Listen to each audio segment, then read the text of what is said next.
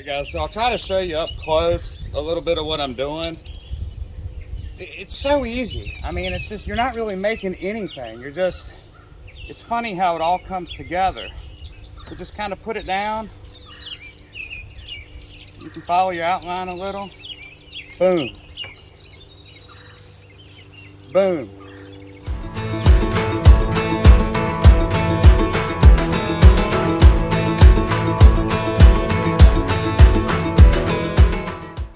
Hey guys, welcome back to the channel. My name is Ryan and I'm with Skyline Acres. We're glad to have you here. If it's your first time here, we're a small homestead located in the Shenandoah Valley of Virginia, and we do all kind of homesteading, rural lifestyle kind of stuff. Consider subscribing to the channel if that kind of content interests you. As you can see, I'm standing here today with two in-process firewood totes that I'm building. And if you've seen a couple videos ago, I made my first firewood tote ever.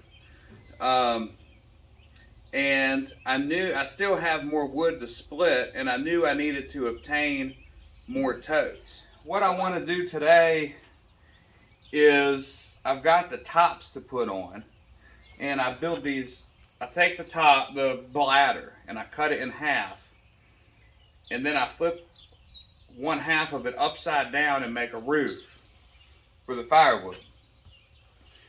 Well, these totes are going to remain on my property practically forever. I'm not selling wood. I'm not selling wood and taking deposits on these, and people are going to bring them back and all this stuff. These are mine that I'm just going to store firewood in, and I really don't want like the white bladder kind of sticking out against the landscape.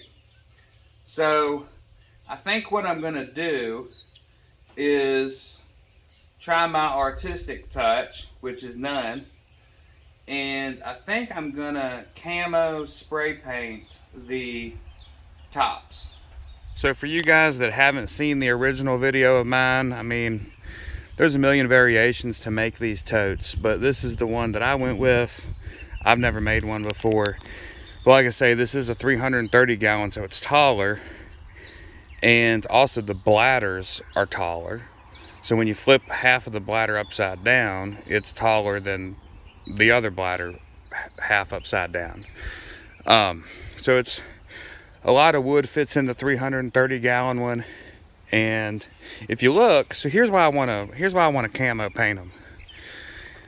These things are going to kind of set against the woods like that, and I don't know, I just feel like I was going to paint them like brown or something, and then I've always wanted to see if I could use that camo spray paint you always see. So I looked up a YouTube video, looked up several, and then I found one that the guy really seemed to know what he was talking about. And if I think about it, I'll link that video. But I'm gonna try my hand at that. But as you can tell, I've got this other wood. This is ash here I need to split. And there's some pretty big rounds in there. And I got that. And then depending on if I want to, I also have that. But anyways, here nor there. Let me show you the other side of this real quick. So like, there's your cutout. I'm up against the fence. This is the best picture I can get right now. But anyways, just wanted to show y'all kind of what I'm getting ready to do to them other ones if you haven't seen this video. Alright guys, so here is one bladder out of one of these totes. And I've cut it in half, okay? And now I have two roofs, which I'm going to use for these two steel cages. Now I don't want to bore you too much, but these things are HDPE plastic, which stands for high density polyethylene. Basically stuff doesn't stick to it. Paint or anything really. I mean, it's a property of this material. So I do want to throw that out there, that it is made of that, and what I'm gonna do is I'm gonna use, I have painted HDPE before, and so have a lot of other people. And I've painted some chicken waterers that were made out of that. I've painted them black to keep algae out of the chicken waterers. Did really well actually. So you can do it, and obviously I don't need a spectacular paint job on this anyways. But what I'm gonna do, I don't want to bore y'all with a long video of just me sanding and stuff, but I'm gonna quickly sand these with the sander, whatever grit I've got a little remnant of or something, because this is that plastic, it's kind of waxy and oily, so you kind of want to rough it up a little bit. And then I'm gonna wash them with soap and water, and then probably the last step is I'm going to wipe them with like rubbing alcohol, paint thinner, something like that.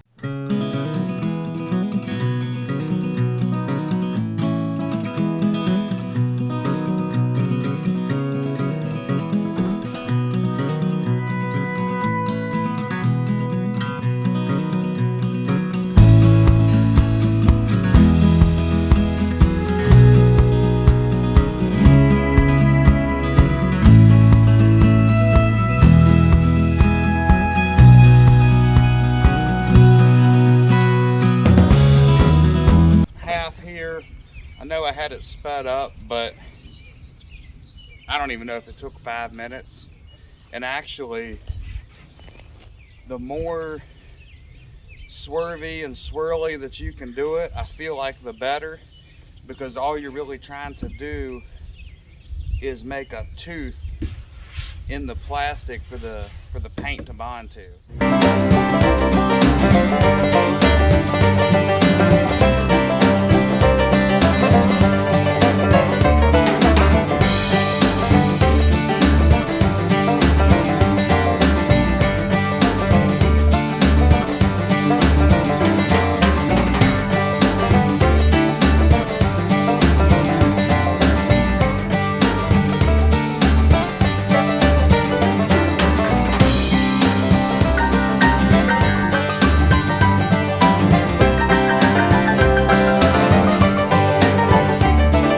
So I've got the tank sanded and washed with soap and water. You saw me do that. The only thing that I did kind of off camera was I wiped it with acetone, and that's to remove, you know, any any kind of oils or anything that might have been on there. But I'm getting ready to go ahead and start the process of painting it. And like I say, guys, I'm not you know, I suck at stuff like this. So, but anyways, you can't really screw it up. I mean, it's a firewood tote top that is going against the woods. But anyways, let me show you what I'm using here. Okay, so what I'm using here is I'm using the Krylon Camouflage paint. There's a Rust-Oleum version as well, and I just know, and that gets good reviews too, but I just know from past experiences, Krylon, like when I did them chicken waterers, different things, Krylon is like the go-to plastic paint. People, you know, paint motorcycle parts and all kinds of stuff with it. So that's why I went with Krylon. They sell this at Lowe's, at least around here. And I believe Home Depot sells the Rust-Oleum. Whatever. But anyway, so this is khaki right there, and this is olive, and this is brown. They got a couple other different, I think they have 6 total colors, but it looks like Lowe's, all the ones around here, these are the 3 they stock. So that's what I'm going with. And the thing about camouflage paint, it's got to be the certain colors, right? So it's kind of got to be, you know, camouflage colors, and then it's also got to be ultra flat.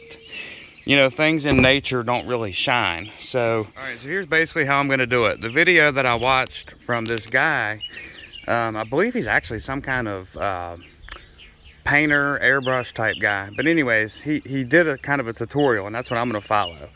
And I guess there's kind of two schools of thoughts or two ways to do camo. One is to take some cardboard, make some shapes like this, just random shapes, and then cut the shapes out, but don't use the inside part, use the other part, which would then be a stencil. That guy did not like that because, number one, you have to have so much, you know, material beyond the cutout so you don't get overspray.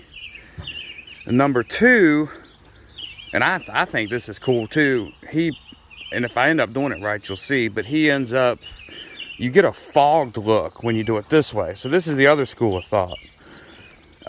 You take the inside cutout and you basically hold it up here and you shoot some paint along the edges here. And you can do all different stuff. And at least when he did it, you know, so you'll get crisp lines, you know, here, but then it'll kind of basically overspray, but fog out over in here. I actually think it looks better than totally crisp shapes. Do it.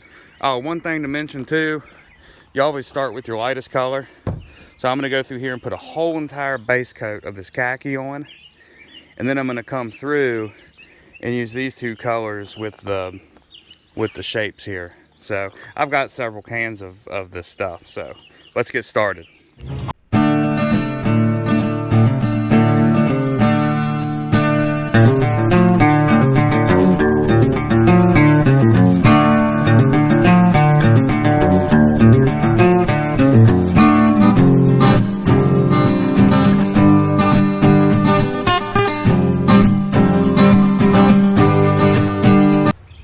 Khaki base coat on, and then take your next lightest color, which in this case is olive green.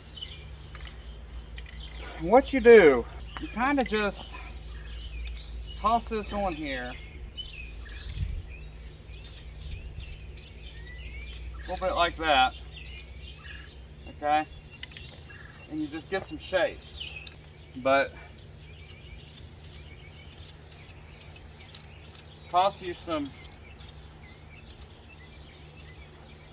random shapes on here, and most of the time you're not using the whole thing and going around it. You're kind of just doing like this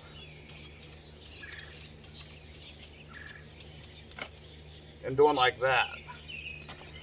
Put one like this.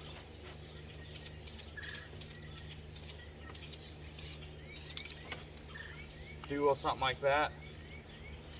The other thing is, I saw the guy do this other technique, and it was pretty neat. It's kind of hard to mess up, or it's kind of hard to do right, but he started with a free-handed blotch. Okay, put your blotch on there. Then you can take your template and crisp up the blotch.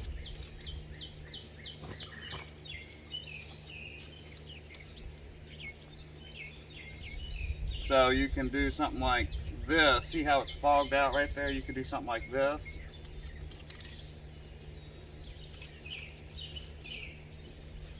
Alright, so let's do this. That'll give you a nice shape there.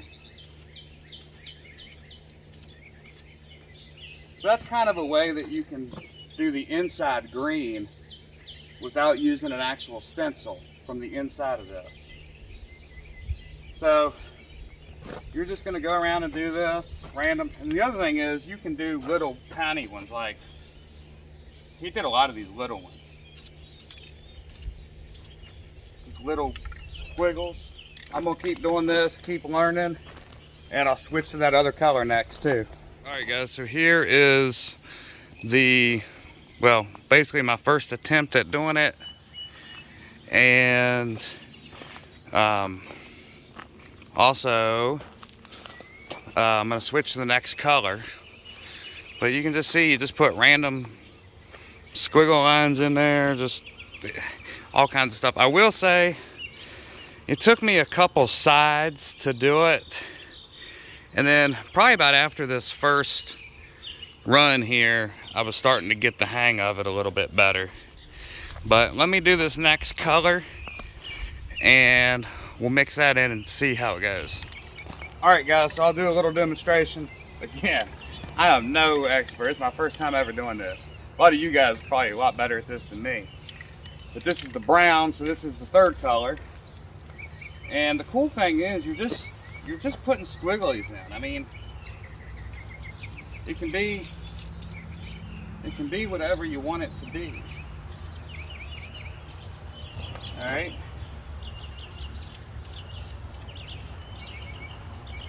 Then you can switch it up to a little bit different side of this thing here.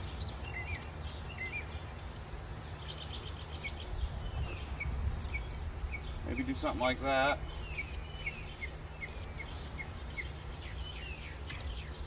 Come down here. He mixed up the colors too on the video I watched. So just kind of do that. And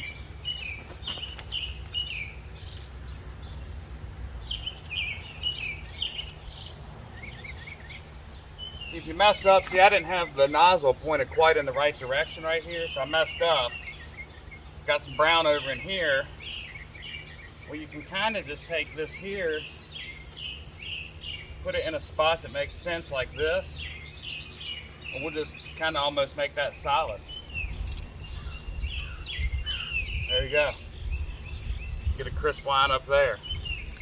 So this is pretty cool. It's actually pretty fun too. So say we want to kind of make this brown. Let's do it right here.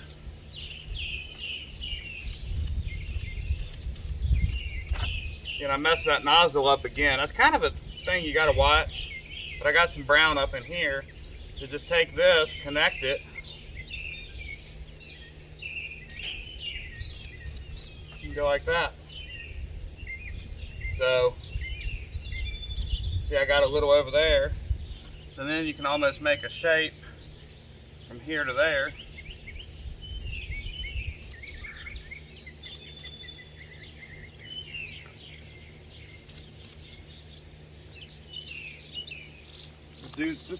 Nice thing is you can just do random stuff. I find these nozzles a little bit hard to figure out what direction they're pointing. So just, you can kind of bend this a little.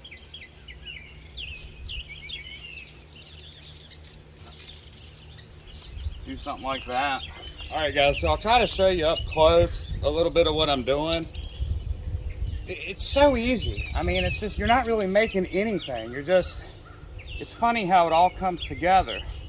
So just kind of put it down. You can follow your outline a little. Boom. Boom.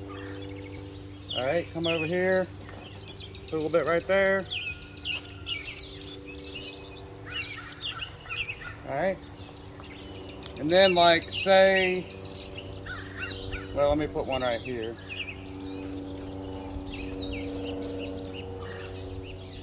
Say I was kind of like, this is too much green right here.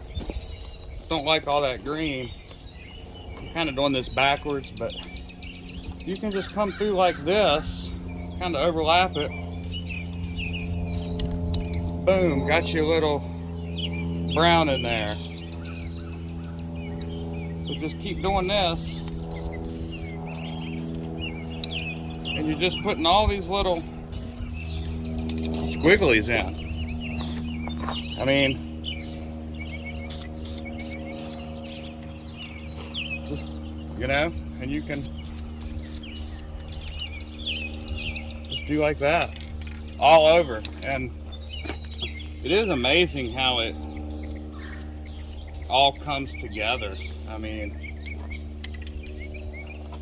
kind of just, obviously I'm not going to sit here and say I'm good at it, but it is accomplishing the goal of what I wanted to do with this firewood top. Like right here, I got a little bit of overspray there. I can take this and kind of put the template on this side. Make a weird little shape like that.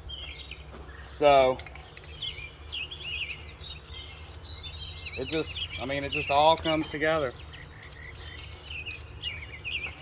Got a little overspray right there.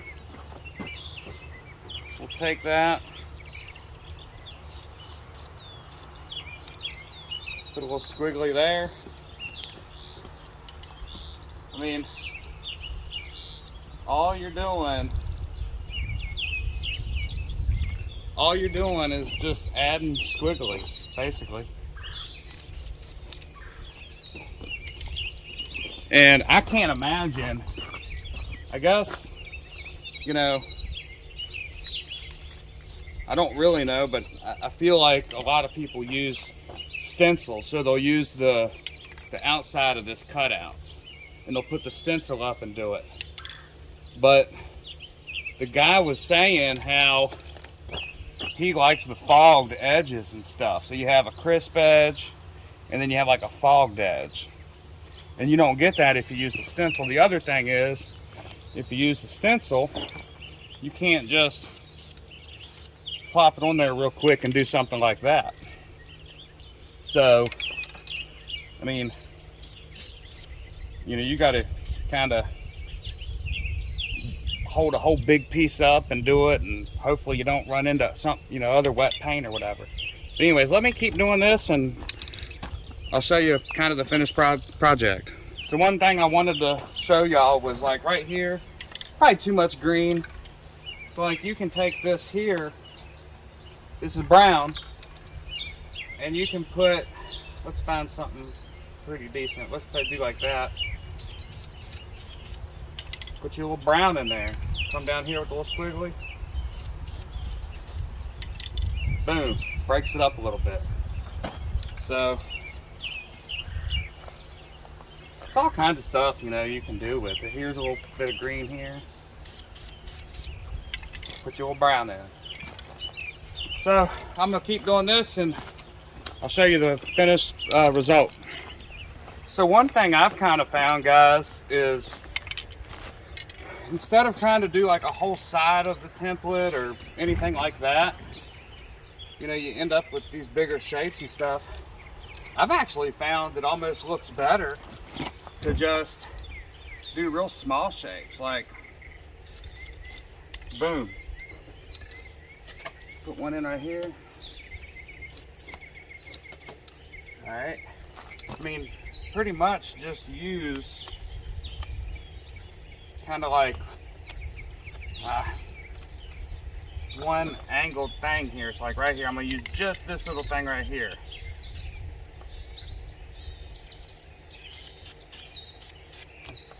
All right, right here.